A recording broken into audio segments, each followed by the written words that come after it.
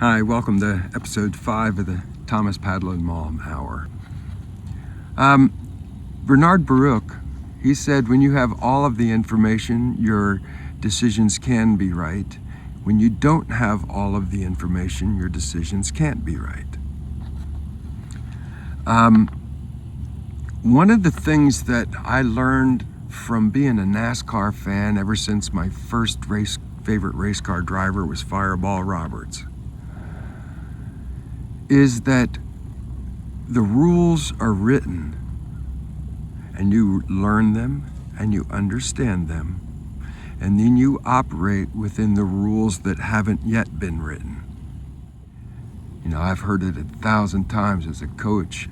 If you're not cheating, you're not trying hard enough. Well, I don't think that helps us get anywhere. Our president recently commemorated the opening of Theodore Roosevelt's library. Theodore Roosevelt learned that he got elected because of the vast amounts of money that the private insurance industry offered to his campaign, and he wasn't aware of it apparently.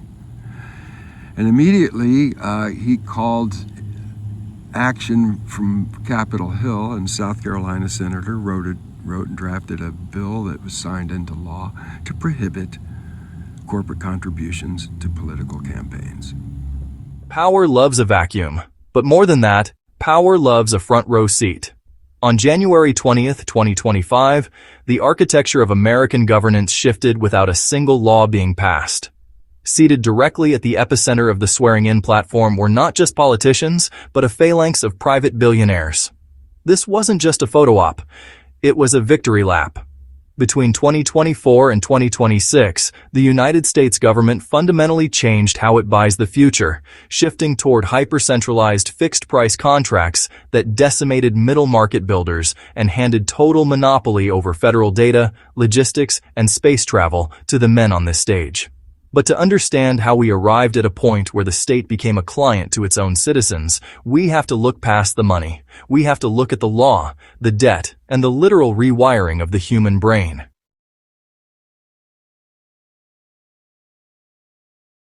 In 1907, a panicked republic tried to build a firewall. Appalled by the unchecked muscle of Gilded Age monopolies, Roosevelt signed the Tillman Act.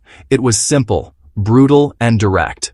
Corporations were completely banned from giving money to federal political campaigns.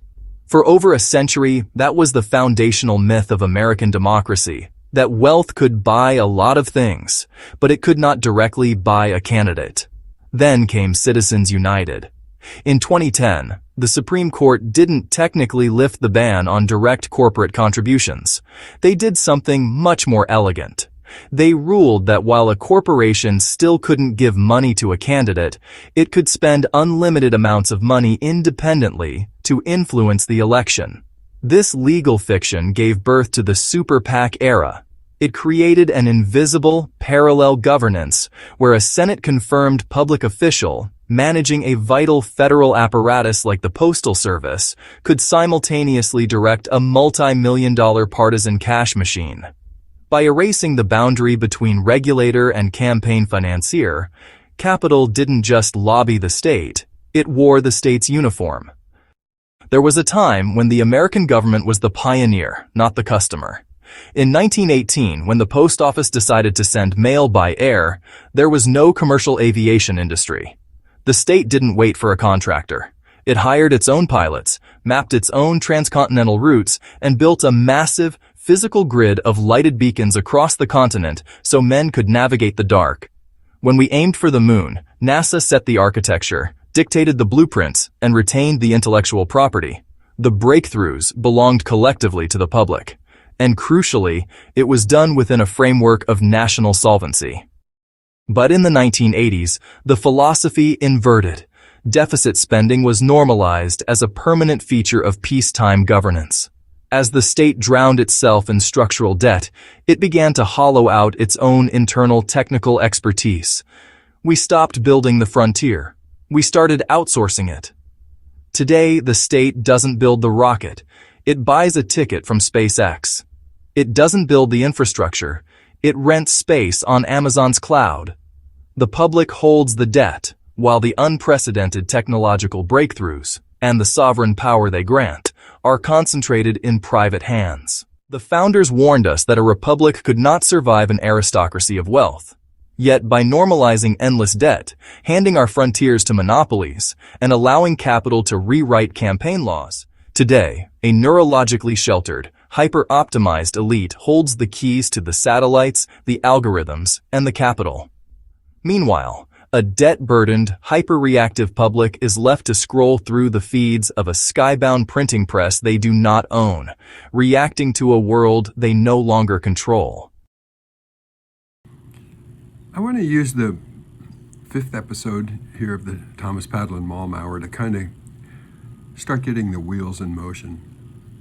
We're 4 episodes in, and I kind of have an idea of what I'm able to do and what I'm capable of doing well, where my gaps are, where I need help. And those people will be folks who I hope will be able to contribute to the show, or be able to contribute to a show to the network, or to be able to be part of what I hope will help change the conversation.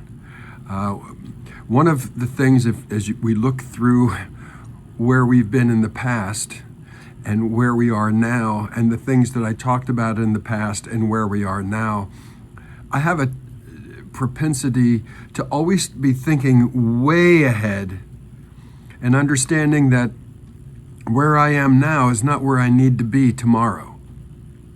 And defending anything that we used to be doesn't help us to realize that the beauty of the American system is we have 435 districts, so that if we need democratic socialism in New York to take care of problems that they have in New York, and they can afford to do it in New York, and people will still stay there and pay for it. That's how capitalism works. Now, when we talk about getting government out of our lives, is government in our lives if we constantly add, detract, add, move, and have this tariff situation so no one who's buying anything knows what they're going to pay when they're buying it as a buyer for a retail operation? What if it's your job to manage the logistics of a top secret project like building the F-47? And you have to source parts all over the world from technology, from dozens of companies with thousands and thousands of parts, all very secret, all very private. How does that get managed? Have you all these different pieces coming from all these different places with all this different technology, with all this different security, and all of these things that have to come together all at once to make it work? And now all of a sudden you're on tariffs, and we're giving you tariffs back, and then that's back and forth, and what's it? Oh, goodness gracious. Back in 2017, when I was communicating with some of the smartest people I knew, and we were exchanging ideas, and not exactly a think tank kind of exchange, but it could have evolved into such a thing. But one of the things that we talked about, and this is abstract thinking, this is out of the box thinking, this is looking at all of the pieces and putting them together in a way that strategic thinking is defined by looking at and examining all of the characteristics and of all of the elements, and making sure that when you reassemble them that you neutralize your weaknesses and you emphasize your strengths. And as an aside, it's a fool's work to spend a lot of time trying to make your weaknesses strong, because the best you'll probably do is be mediocre. But there's always things that you can do with your strengths and from strength to neutralize your weaknesses if you understand your competition and yourself thoroughly. I can tell you with great certainty that the people who are making the decisions for us and about us, and the choices about where America should go next, are doing it from their perspectives. And that has nothing to do with you and me. If the objective is to recruit disciplined thinkers, then the script should not persuade, inspire, flatter, entertain, or alarm. It should simply state conditions and invite self-selection. T.P. Maurer recruiting statement. Most people spend their lives answering questions. A smaller number spend their lives examining the questions themselves. This message is intended for the latter. The Thomas Padlan-Malm Hour is not designed as entertainment.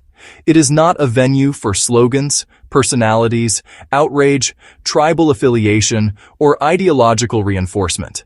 Its purpose is the disciplined examination of ideas. Participation requires a willingness to distinguish observation from conclusion, challenge assumptions, separate identity from ideas, evaluate evidence, revise conclusions when warranted, tolerate uncertainty during inquiry, and remain focused on the question being examined. No participant is expected to possess final answers. No idea is exempt from scrutiny. No conclusion is permanent. The objective is not agreement. The objective is improved understanding. This work assumes that complex problems require careful observation, accurate information, disciplined reasoning, and continued testing of assumptions.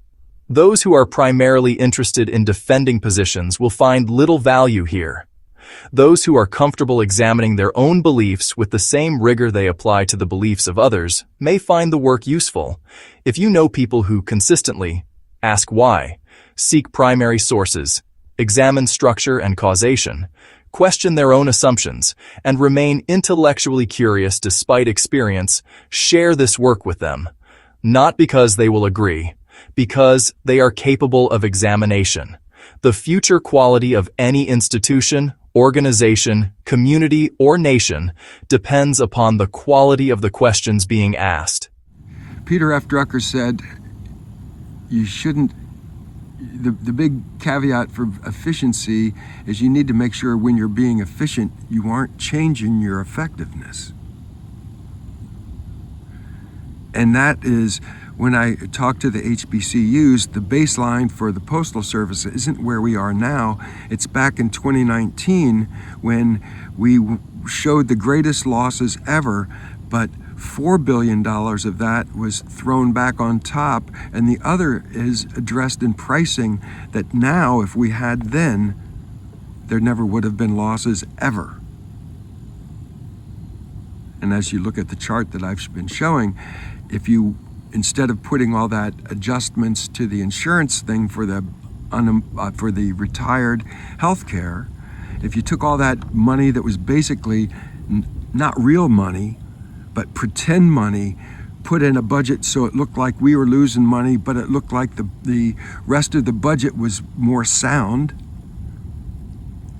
And that's really what happened. Just like Social Security. Anybody wants to tell you Social Security is being mismanaged and run and a suck and socialism and stupidity, they're a fool. Because up until 1964, that fund was handled separately. The money that went in it was like putting it in your 401k. And that was the promise when it was established. $100 in 1974, that $100 in 1974 would have been worth about $30,000 today. Probably more. Now, the problem isn't the program. The problem is the morons we elect that keep appointing people, keep approving people, keep allowing people, that they have the last grip on stopping. If I were to propose that within elite commercial networks, ideological alignment is not a matter of genuine belief, but a transactional cost of doing business, how would you evaluate that claim? Consider the mechanics of a multi-million-dollar industrial acquisition. The deal requires the seamless alignment of brokers, institutional investors, equity partners, and municipal gatekeepers. In this environment, a rogue intellect, one that insists on high-friction literalism, granular systemic critiques, or independence from the local corporate orthodoxy, introduces immediate risk. Dissent threatens the velocity of capital, the interrogative diagnostic. If a top-tier real estate trader routinely reposts simplistic, politically charged memes or conforms to a spoon-fed corporate dogma, are they suffering from a sudden drop in their IQ? Or has their magnificent brain calculated that the fastest way to secure a transaction is to wear the ideological uniform of the capital pool? If compliance guarantees survival and market access, might the mind use its imagination to patch the gap, convincing itself that the simplified narrative is completely valid simply because it is highly profitable to do so? Wealth was understood to be the slow, grinding byproduct of building durable, high-friction institutions that could withstand generational crises. When we contrast that heritage with the modern algorithmic caste system, what do we observe?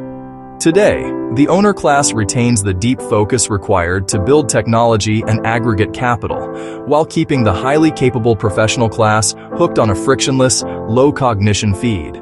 If elite minds willingly downshift into algorithmic compliance, have they not effectively abdicated their role as stewards of the Republic? By choosing the ease of a 90-second spoon-fed identity, have they unknowingly cleared the path for an extractive elite to hollow out the nation's values from the inside out? If the smartest among us prefer to stay stupid because it is comfortable and safe, who is left to hold the structural architecture of the country together? To determine whether our current cognitive shift is an isolated modern anomaly or a recurring systemic cycle, we must look to the past. Throughout history, great civilizations have faced moments where their elite classes, highly educated, historically literate, and structurally privileged, abandoned the high-friction cognitive endurance required to maintain their societies. They chose instead the comfort of simplified narratives, immediate gratification, and administrative shorthand. By analyzing these inflection points, we can ask ourselves, are we witnessing a brand new technological crisis, or are we simply watching the timeless blueprint of civilizational decay play out through digital means? When we look at our modern preference for brief executive summaries, condensed bullet points, and algorithmic digests, are we optimizing our efficiency, or are we repeating the exact cognitive downshifting that left the Roman elite blind to the structural collapse of their state? I wrote to every single senator on September 18th, 2020. Dear Senator Carper, I wish you could see what the American spirit looks like through the window of the United States Postal Service, where last Thursday I handed a customer a $26.35 refund for a Priority Express service failure. This failure of the Postal Service's next day promise created an emotional event for an American that didn't need to be. Having her postage refunded did not mitigate her losses.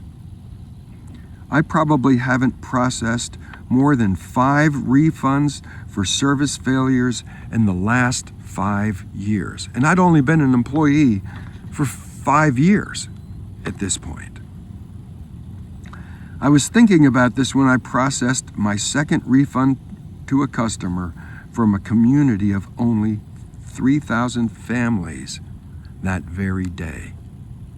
So 5 in 5 years, 2 in 1 day, to mitigate losses to customers that were truly unsatisfactory based on the need they expected and knew they could count on for us for the previous 5 years.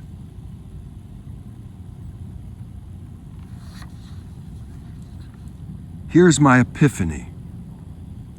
The product service we traditionally had delivered as a proud American brand is not the same today. The person responsible for the mail of America's citizens seems to show little awareness for the USPS brand's tradition. He cannot seem to grip the gravity of the failures felt by its customers, parentheses, America's citizens and businesses, when mail fails. His decisive changes at USPS are farther from seamless than you might imagine. Lives are not enjoying the feeling of this new Postmaster General's learning curve. The PMG's linear conclusions regarding overtime and truck schedules expose his lack of capacity for the more important disciplines of strategic thinking, strategic planning, and mass consumer marketing required for the responsibilities he accepted. His decisions are not focused on a customer-benefiting vision, a solid mission to elevate the American business and quality of life, and the specific tactics with meaningful metrics to gauge the correctness of choices. From the manner that these decisive schedule decisions were determined, Ben Franklin's spirit can only be scowling. The Postmaster General has it backwards. The priority is for the USPS to deliver mail. Doing it successfully well without losing money is the job. Before any other decisions can be made, we must first agree to this. And this, of course, is the problem with Doge, and the problem of going through and looking at numbers and seeing something like, oh, look at all these people who are 150 years old, seeing all of them are 150 years old, and not wondering, could that possibly be a glitch somewhere that somebody missed? Well, it was, and people had to prove they were alive. And I saw that at the window at the post office. Over the past decade, a quiet demographic inversion occurred in the United States. The millennial generation officially surpassed baby boomers to become the largest living adult population and the dominant sector of the American labor force. On paper, individual median net worth has risen to approximately $135,000. Yet, that statistic may not be worth the paper it is printed on. This metric masks a profound structural divergence. When baby boomers occupied this exact age bracket in 1995, they controlled over 20% of the nation's total wealth pie. Gen Y controls roughly 10%. Their success is half as good. We are observing a textbook K-shaped economic divergence. One arm accelerates through compounding asset appreciation. The other arm is anchored by systemic friction, high entry-level asset pricing, unprecedented debt burdens, and wage growth that struggles to outpace structural inflation. One of the things I want to do in the show here today is how groups can be very productive. A small group with people who are dedicated to the topic, who are always trying to improve upon the situation within that topic. And in this particular case, we're talking about the governance of America and the use of the individual vote within a group of about 1 million people to go to the polls and elect someone who only is going to be representing the district where you're from and not Republicans or Democrats. And as I said before, if every community in the country, if all 435 communities in the country elected somebody who wasn't tied to the money connected to Republicans and Democrats, or any other party for that matter. And that was George Washington's great caveat. Yeah, two-party systems, alternating despots. It's going to take you where we are now. And over time, people are going to be seeing the things that they asked for, expected, were told would happen, are not matching what they had hoped for. And when that happens, people are going to be looking.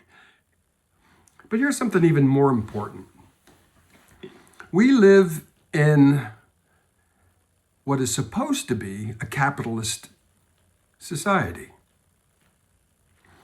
Capitalist societies are driven by commerce, and Darwinian capitalism is driven by competition and innovation and constant change and competition and competition and competition. So that the best ideas, the greatest imaginations are allowed to rise from the mother of necessity that constantly requires you stay ahead of your competitor, or requires you constantly try to innovate and rethink and reimagine. In one of my source references, Peter F. Drucker, he once said that good marketing makes selling superfluous. Henry Mintzberg, who I often reference and quote, he said the way we teach education in America pretty much ensures that people who've never made anything or sold anything never will. And I saw this demonstrated when I walked to my car, when I rented a car in Boston from a guy at an enterprise rental who told me he had just graduated from a college that his parents paid $55,000 a year to send him to. And he graduated with an undergraduate marketing degree. And I said, define marketing.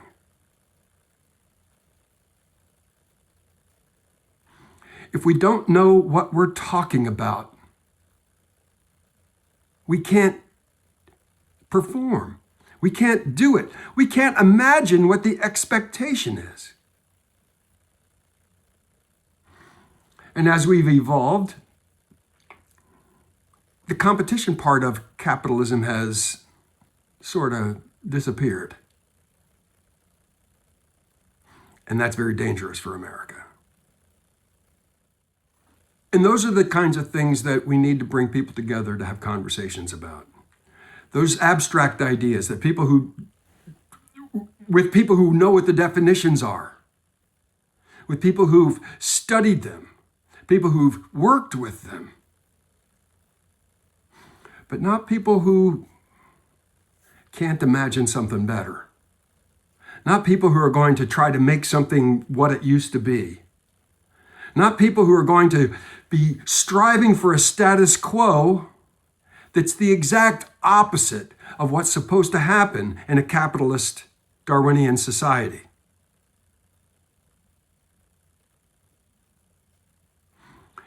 But one of the problems is we need to be able to have the conversation so everybody knows what the language is and what the words mean and what we're all talking about. We need to understand why we shouldn't be so afraid of some of those labels that keep being thrown at us, because the person throwing them at us knows that if they wrap it in fear, they attach it to someone who they can blame, and they recruit you to loathe that person, we'll never solve a problem. Because that's what happens for them, and that's what happens for them. Earlier in an earlier episode, I talked about, the Bear, Delaware restaurant bar at the marina where I kept my boat. And I talked about the night that these guys were talking about who were they going to vote for in the midterms. And I talked about how midterms, we always elect someone other than the president to be our representative in Congress. And that's actually a pretty cool thing about our checks and balances, if our Congress worked the way it was supposed to. Now, when we have a Congress where the person 3 bullets away from the presidency is his campaign to get elected was funded by Russian oligarchs, and we have a president who has promised that his friendship with the Russian oligarch would change our relationship with Russia forever and make us all stronger and safer. And I would hope that could have been true. But if you know anything about sociopathic behavior, if you know anything about psychopaths, if you know anything about ASPD, you know that first, the people who are afflicted with it don't realize they are. They just think they're smarter than everyone else. And the people who are the victims don't realize it, because the person who's talking to them knows exactly how to manipulate them, knows exactly what they want to hear to give them ease and comfort and peace. And what's interesting as you watch behaviors of people, you can see what might appear to be ASPD to you, but it wouldn't appear that way to someone else. Over the next 2 decades, an estimated $84 trillion in assets will pass down through the Great Wealth Transfer. This capital reallocation will occur alongside 5 distinct structural pressures that threaten to permanently freeze the lower arm of the K-shaped economy. a domestic education system that is structurally dependent on foreign talent, the accelerating dismantling of centralized federal educational frameworks, and administrative reliance on temporary visa mechanisms to solve high-skilled labor deficits, a profound shifting of the nation's ethnic and demographic landscape, the imminent integration of robotics designed to eliminate low-income, low-skill physical labor. If left to standard macroeconomic cycles, this convergence will extract wealth away from local geographies and concentrate it into centralized corporate monopolies. The traditional political apparatus offers only vague, emotionally targeted noise. We require a precise structural antidote. The intention here is to talk about structure. Structure so that we can have substantive conversations based on real conditions, real circumstances, true needs, and gaps that are able to be realistically addressed. But that can't happen as we send someone to Washington to do what the president says. That can't happen if we send someone to Washington to do exactly opposite of what the president says. That can't happen if we have people who are going to embrace and endorse every stupid idea that anybody wants to have, Republican or Democrat. And it's not going to happen if we have people who aren't focused only on what's needed at their home for the people who elected them to look after them in Washington. When I started addressing the Postal Service, the first document I sent was this thing that just was first paragraph was nothing about dispelling all the logical fallacies. Oh my God, we have $4 billion in overtime. No, you have $2 billion in overtime savings because you're spending overtime on people who are making $17 an hour instead of $30 an hour, and you're saving $4 every day or every hour for all of those employees. They don't get benefits. They don't have a career. They're just there to be used, and then in 50 weeks, 51 weeks, they have to take a week off, and maybe they're invited back. And that's how a postal career works. After you spend some time there, you might be able to elevate to if there's a posting for a career job and no other career employees are applying for it, you might be able to get that one. But to get through the system, you have to be in the system, working it and understanding how it works. Now, there's nobody to teach it anymore very well. And there aren't any really trained supervisors anymore, hardly any trained postmasters anymore. But they all are being given great instruction from people who don't know what they're doing. And their success is recorded in unmistakable value. And everything that they did before the 76th Postmaster General was hired was wrong. And everything they've done since has been trying to hide it. And when the new Postmaster General sits in front of the Senate for the first time on Capitol Hill, he sits down and he reads to them what I wrote 6 years ago. One of the biggest challenges for American businesses has been the loss of market share in key industries. Simply put, American brands are being outpaced by foreign competitors. This is evident in the consumer electronics market. Foreign branded cars have also gained significant market share. While American business strategies have focused on short-term gains, they have often neglected long-term competitiveness. This is especially true in industries where innovation and quality are key to maintaining market share. The manufacturing sector has seen significant changes in recent decades. For example, between 1994 and 2011, American brands lost considerable market share to foreign competitors. This means that American factories were producing less output each year compared to their foreign counterparts. This shift in market dynamics has been a double-edged sword. On the one hand, it has pushed American companies to innovate and improve. On the other hand, it has led to the decline of American brands in key markets. The decline in US manufacturing jobs is a complex issue with no easy solutions. However, there are a number of policy responses that could help to address the problem. One major issue is the loss of American brands on the consumer electronics shelves and the prevalence of foreign-branded cars in the market. This reflects a broader trend of market share losses in key industries due to American business strategies that have not kept pace with foreign competitors. The future of US manufacturing is uncertain. However, by taking steps to address the challenges facing the sector, policymakers can help to ensure that manufacturing continues to play a vital role in the US economy.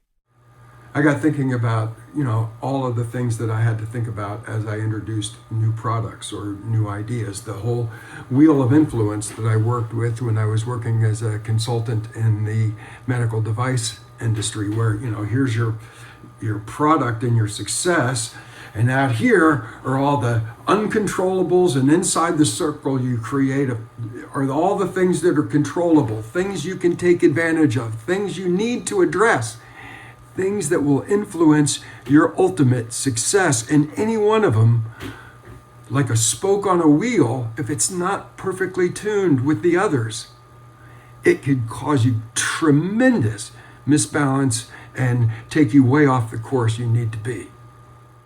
Most people possess neither the physiological capacity nor the structural frame to sustain high-level abstraction.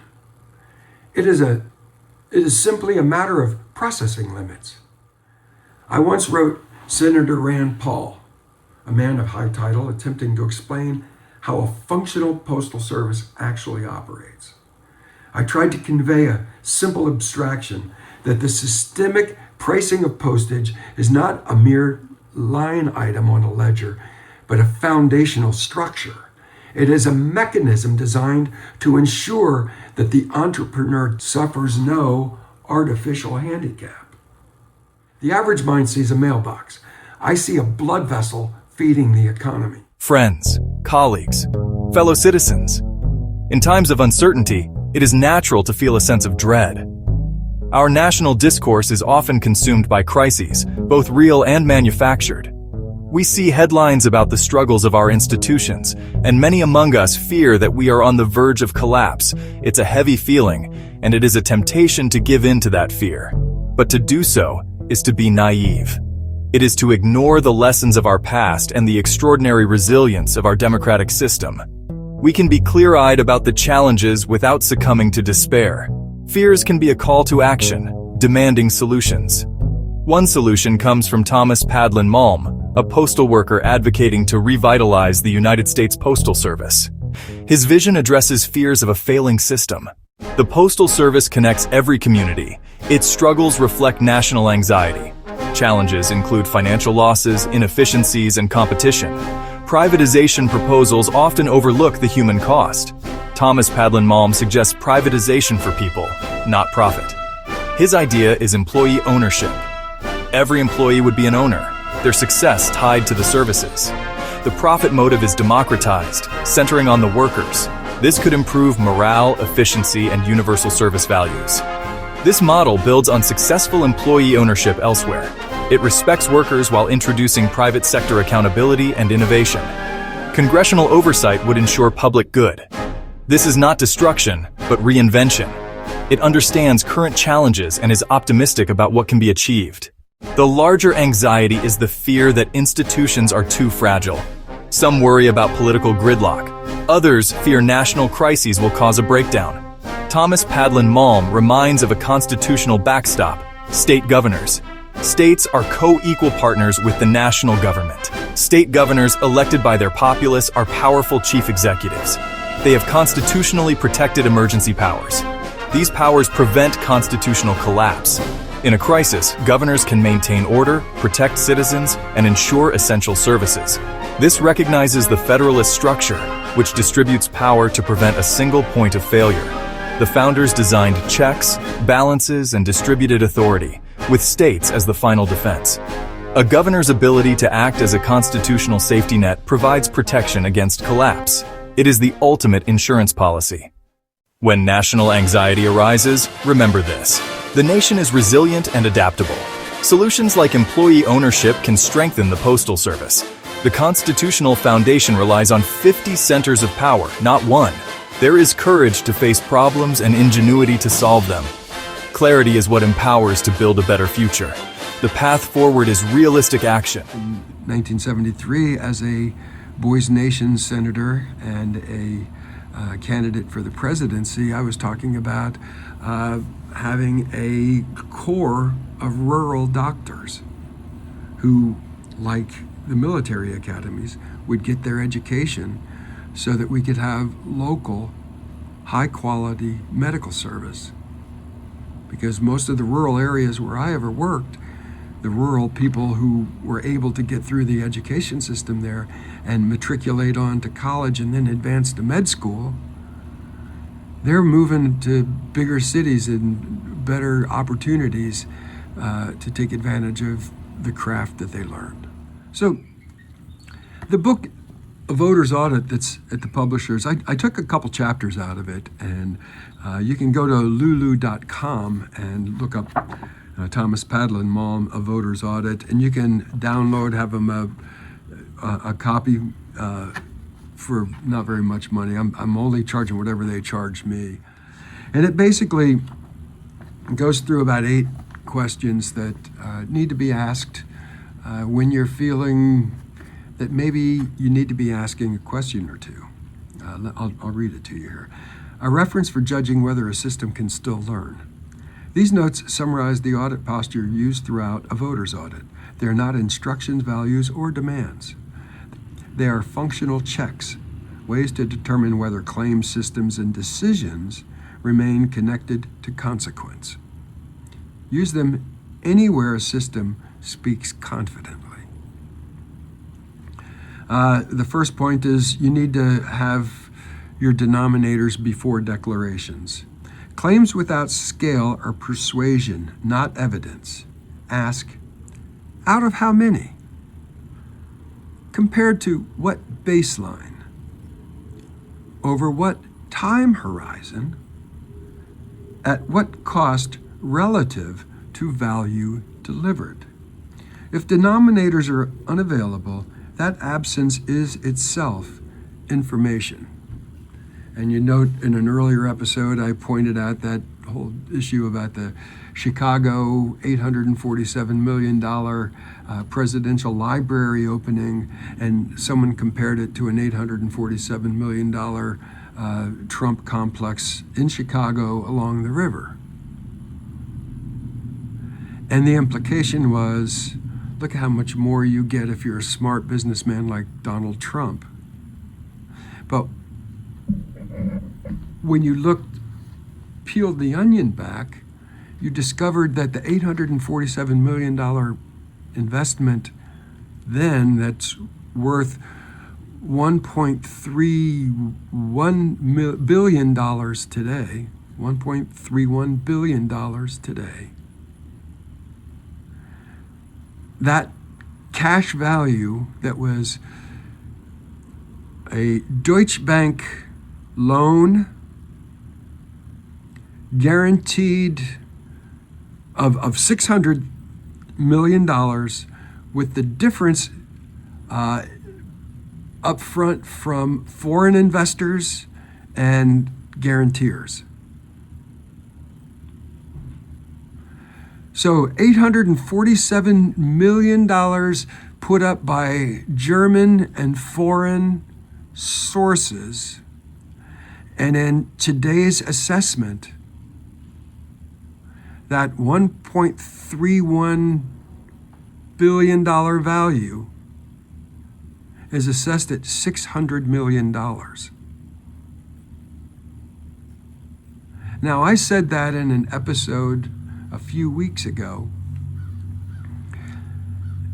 and right after that, a story came out about 200 or so accounts of one bank in the name of Trump companies were closed.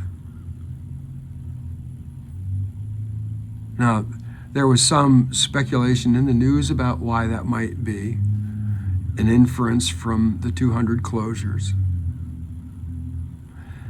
And of course, it always piggybacks to the sale of the Florida property to the Russian oligarch.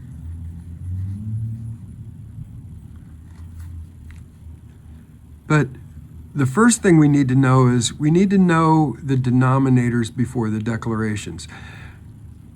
In the story, there was a video that I had AI produce, from some AI research that I did, that talked about how different it said that comparing the presidential library to the Donald Trump facility is a lot like comparing a bridge and a shipping vessel.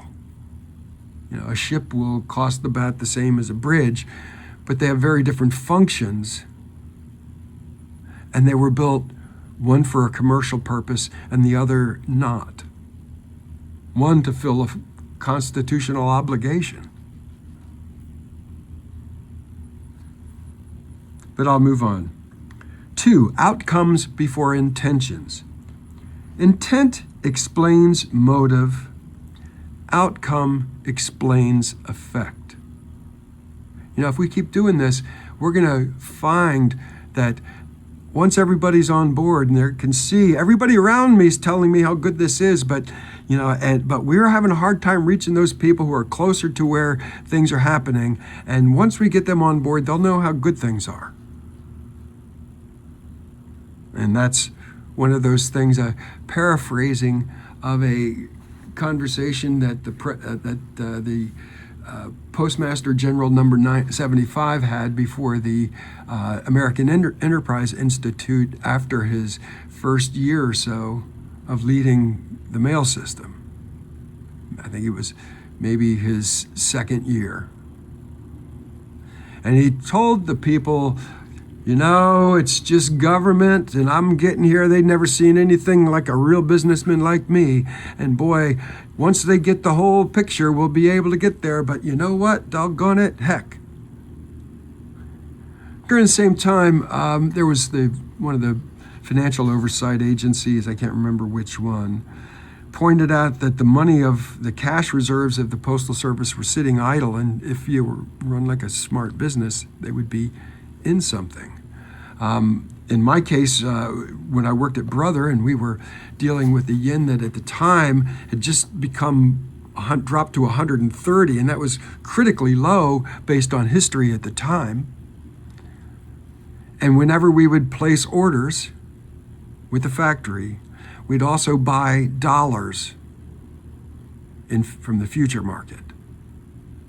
So that when that time came for the factory to build our product, we had dollars that were purchased at the time of the transaction so that all of our pricing could be managed for the 18 months over which a conversation about a product and its price point has to happen from when it's first introduced to the buyers. It hits the market while the new product is also being developed and manufactured based on early market indicators for the next season. So that the next January, when you sit down to show that product as it's being developed to your retail customers from the manufacturer's side, the pricing that you're going to be talking about them delivering the following Christmas, 11 months later, was firmed up 6 months before, so that the pricing and all of the part sourcing and all of the elements that go into amortizing and tooling can be managed. Now that rolls into the conversation about tariffs and how they're being managed now and how they can't be jerking it back and forth, because then the manufacturers need to find new markets. They can't risk their manufacturing capacity if they could take it somewhere else. And there are so many emerging markets in places where China is investing now. So many places where incomes are emerging throughout South America. And of course, that ratchets back to the day after the Geneva conversations that the president came back from, saying that he and President Xi are going to do about $50 billion in exports. U.S. is going to export about $50 billion of American goods there.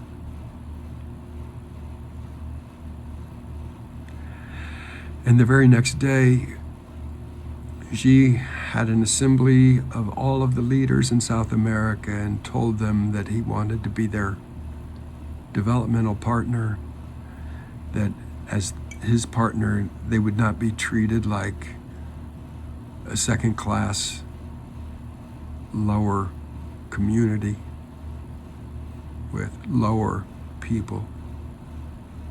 We're talking to people in countries that have been called shitholes by American leadership, where sovereignty hasn't been respected, where elections haven't been respected, and interference was huge, where compromises to American farmers paid for any loyalty that we had there.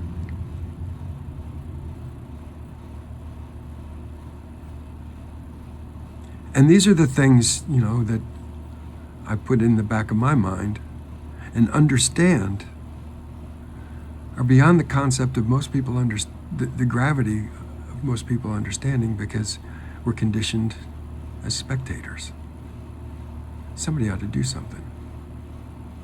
I said to my son, when you hear somebody ought to do something, don't forget you live in America.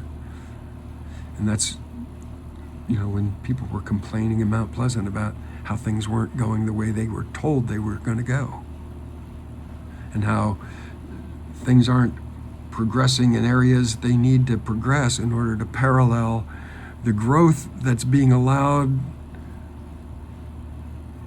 through backdoor meetings and waiving of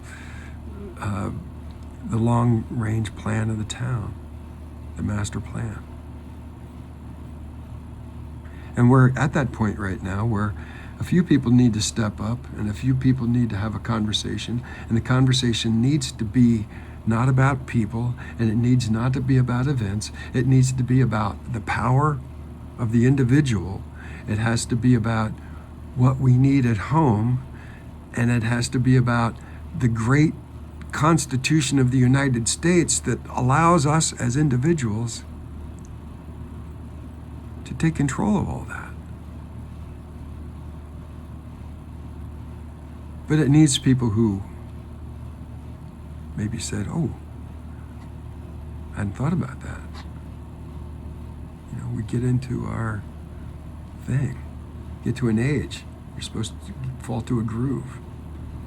And that's where I am. I want to do my show. I want to do this.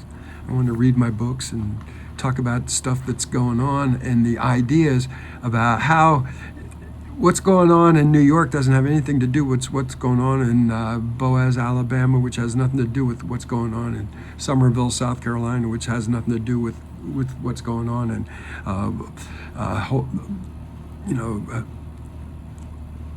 anywhere. What's going on this street has nothing to do with what's going on 2 streets away. Number 2, outcomes before intentions. And intent explains motive, outcomes explains effect. Ask, what happened? At the end, what happened? Who felt it first? How quickly did correction occur?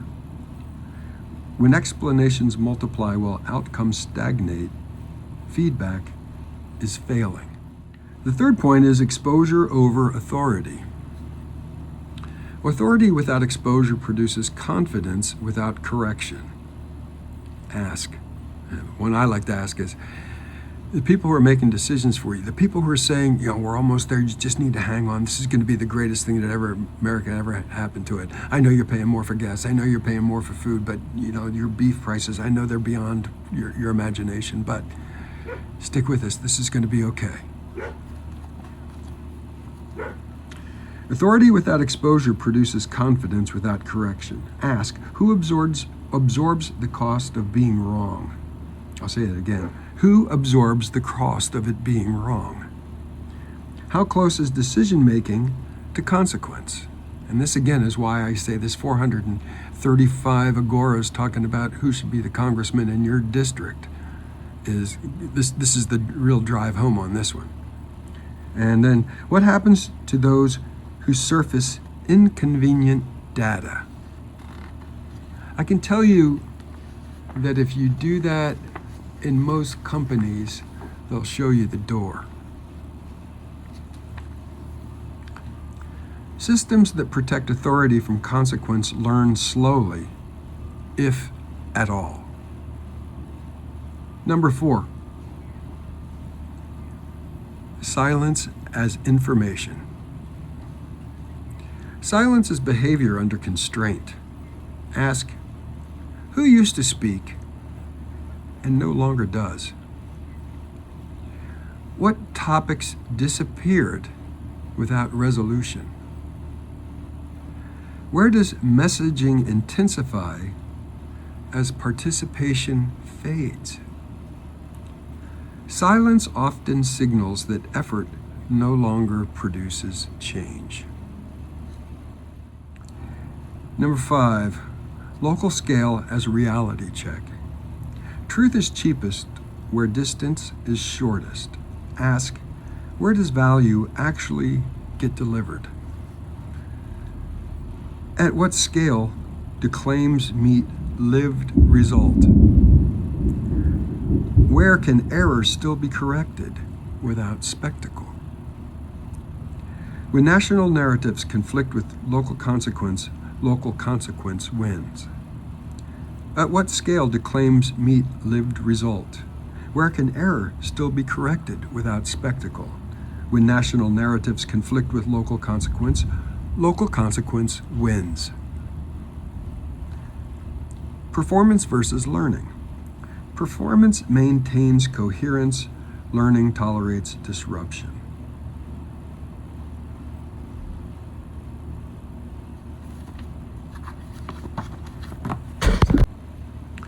Number 6, performance versus learning. Performance maintains coherence. Learning tolerates disruption.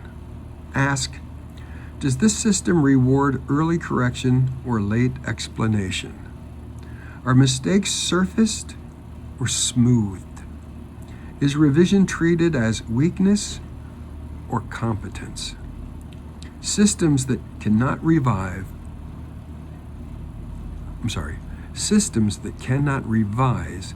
cannot endure.